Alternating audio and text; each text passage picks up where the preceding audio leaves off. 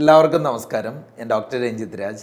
ഇന്ന് നമ്മൾ സംസാരിക്കാൻ പോകുന്നത് ഈ ബിസിനസ് പാർട്ട്നേഴ്സൊക്കെ തമ്മിൽ എന്തെങ്കിലും അഭിപ്രായ വ്യത്യാസങ്ങളൊക്കെ ഉണ്ടാകുമ്പോൾ അത് സോൾവ് ചെയ്യാനായിട്ട് ഉപയോഗിക്കുന്ന ഒരു 6 മികച്ച സ്ട്രാറ്റജികളെ പറ്റിയാണ്.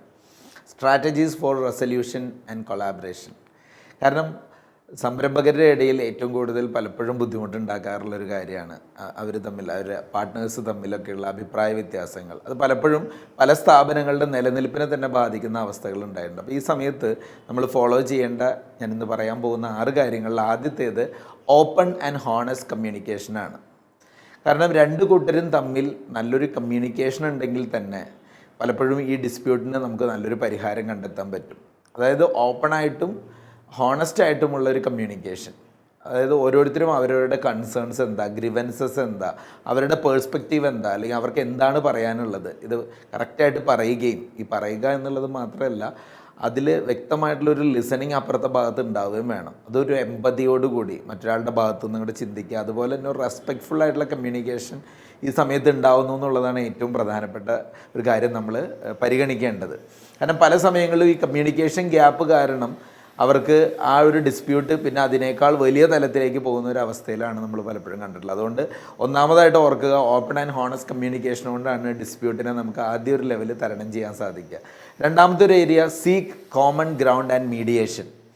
ഒരു മീഡിയേഷൻ എന്ന വാക്കുകൊണ്ട് ഉദ്ദേശിക്കുന്നത് ശരിക്കും ഇന്ന് ഓതറൈസ്ഡ് ആയിട്ടുള്ള അല്ലെങ്കിൽ എക്സ്പീരിയൻസ്ഡ് ആയിട്ടുള്ള എസ്റ്റാബ്ലിഷ്ഡ് ആയിട്ടുള്ള മീഡിയേറ്റേഴ്സ് ഉണ്ട്. പല ചർച്ചകളും വേണ്ട രീതിയിൽ രണ്ട് കൂട്ടരുടെയും ഭാഗത്ത് ഒരു കോമൺ ഗ്രൗണ്ട് സെറ്റ് ചെയ്ത് ഷെയർഡ് ഇൻട്രസ്റ്റുകൾ എന്തൊക്കെയാണെന്ന് നോക്കി ഈ ഡിസ്പ്യൂട്ടുകളെ റിസോൾവ് ചെയ്യുന്ന രീതി. അപ്പോൾ ശരിക്കും പറഞ്ഞാൽ രണ്ട് കൂട്ടർക്കും ഇരുന്ന് കാര്യങ്ങൾ സംസാരിക്കാൻ ഒരു തേർഡ് പാർട്ടിയുടെ സഹായം എടുക്കുകയാണ്, ഒരു മീഡിയേറ്ററിൻ്റെ സഹായം എടുത്ത് ആ ഒരു റെസൊല്യൂഷൻ പ്രോസസ്സ് ഫെസിലിറ്റേറ്റ് ചെയ്യുകയാണ്.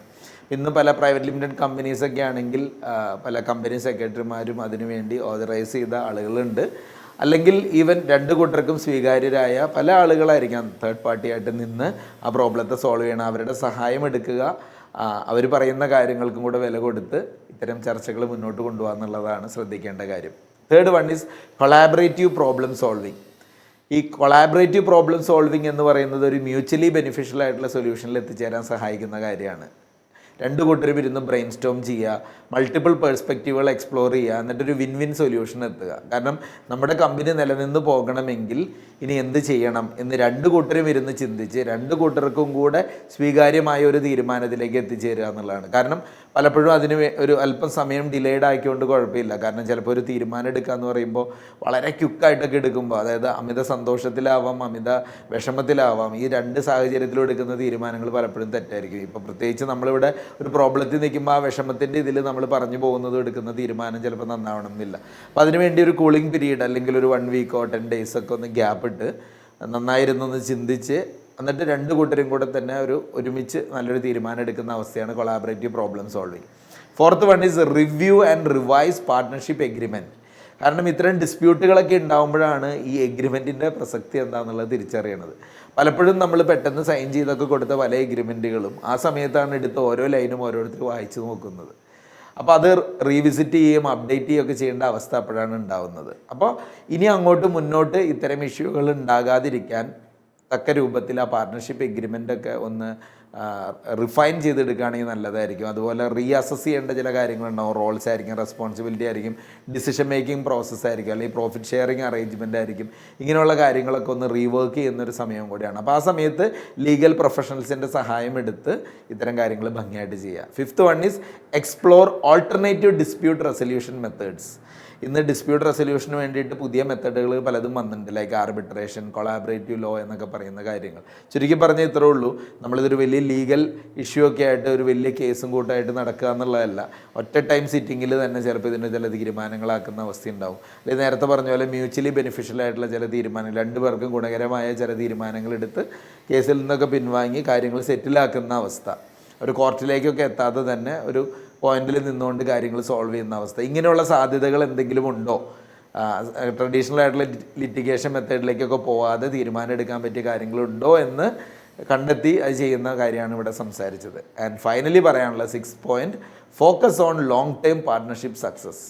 കാരണം നമ്മുടെ ഉദ്ദേശം എന്തായിരിക്കണം, ഒരു ഡിസ്പ്യൂട്ടോ കാര്യങ്ങളോ ഉണ്ടാകുമ്പോഴും ഈ കമ്പനി നിലനിന്ന് പോകണം, ലോങ് ടേമിലേക്ക് ഈ സ്ഥാപനം നിലനിൽക്കണമല്ലോ എന്ന് ചിന്തിക്കുമ്പോഴാണ് പല കാര്യങ്ങളിലും പലരുടെയും ഈഗോകൾ, ഇൻഡിവിജ്വൽ ഈഗോ ആയിരിക്കും, അല്ലെങ്കിൽ ഷോർട്ട് ടൈം നേട്ടങ്ങളായിരിക്കാം, ഇതൊക്കെ മാറ്റി വെച്ച് സ്ഥാപനത്തിൻ്റെ വളർച്ചയ്ക്ക് വേണ്ടി, നിലനിൽപ്പിന് വേണ്ടിയിട്ട് ആ ഒരു മൈൻഡ് സെറ്റ് മാറ്റിയെടുത്ത് നമ്മളൊരു ഗ്രോത്ത് മൈൻഡ് സെറ്റിൽ കോംപ്രമൈസൊക്കെ ഒന്ന് ചെയ്യാം എന്നുള്ളൊരു മനസ്സോടുകൂടി കോമൺ ഗോൾസ് രണ്ട് കൂട്ടരും സെറ്റ് ചെയ്ത് വെച്ച് അതിലേക്ക് നീങ്ങുന്ന അവസ്ഥ.